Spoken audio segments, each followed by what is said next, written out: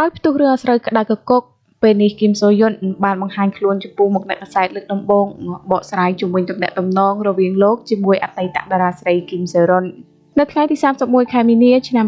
2025នេះតារាសម្ដែងជួរមុខរបស់ប្រទេសកូរ៉េគឺលោកគីមសូយុនបានបង្ហាញវត្តមានជាសាធារណៈជាលើកដំបូងនៅមុខអ្នកកាសែតជាមួយនឹងទឹកមុខយ៉ាងស្រងូតស្ងាត់តែម្ដងខណៈដែលរូបលោកបង្ហាញវត្តមានភ្លាមកាមេរ៉ារបស់អ្នកសារព័ត៌មានជាច្រើនគឺបានផ្តិតយករូបភាពឆ្វេងឆ្វាយតែម្ដងដោយក្រោយដើរចូលតុតារាសម្ដែងប្រុសគីមសូយុនគឺបានឱនក្បាល90ដឺក្រេជាការគោរពទៅដល់អ្នកសារព័ត៌មានមុនពេលដែលលោកអង្គុយចុះក្រោយពេលអង្គុយចុះរួចភ្លាមពាក្យពេចន៍ដំបូងដែលតារាប្រុសគីមសូយុននិយាយគឺពាក់ព័ន្ធទៅនឹងរឿងអាស្រូវដ៏ក្តៅកគុករវាងលោកនិងអតីតតារាស្រីល្បីឈ្មោះគីមសេរុនកន្លងមកដោយលោកបានធ្វើការសំទោសចំពោះអ្វីដែលគ្រប់គ្នាបានជួបប្រទះតារាប្រុសគីមសូយុនបានថ្លែងថា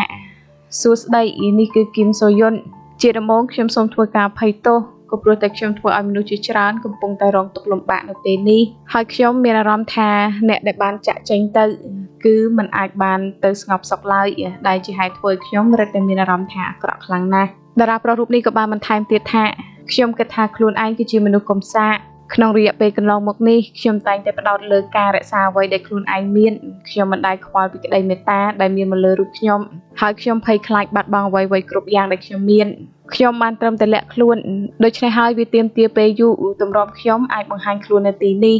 ខ្ញុំធ្លាប់គិតថាតើនឹងមានរឿងអ្វីកើតឡើងប្រសិនបើខ្ញុំបើកសន្និសីទកាសែតនៅពេលដែលរឿងរ៉ាវចាប់ផ្ដើមដំបូងដែលខ្ញុំបង្កឲ្យមានការរងទុក្ខពិបាកដល់អ្នកគាំទ្រដែលស្រឡាញ់និងគាំទ្រខ្ញុំនិងបុគ្គលិកនៅក្រុមហ៊ុនរបស់ខ្ញុំរាល់ពេលដែលមានការទម្លាយម្ដងពាក់ព័ន្ធទៅនឹងខ្ញុំជាមួយនឹងអ្នកដែលបានស្លាប់ទៅនោះគឺខ្ញុំតែងតែគិតថា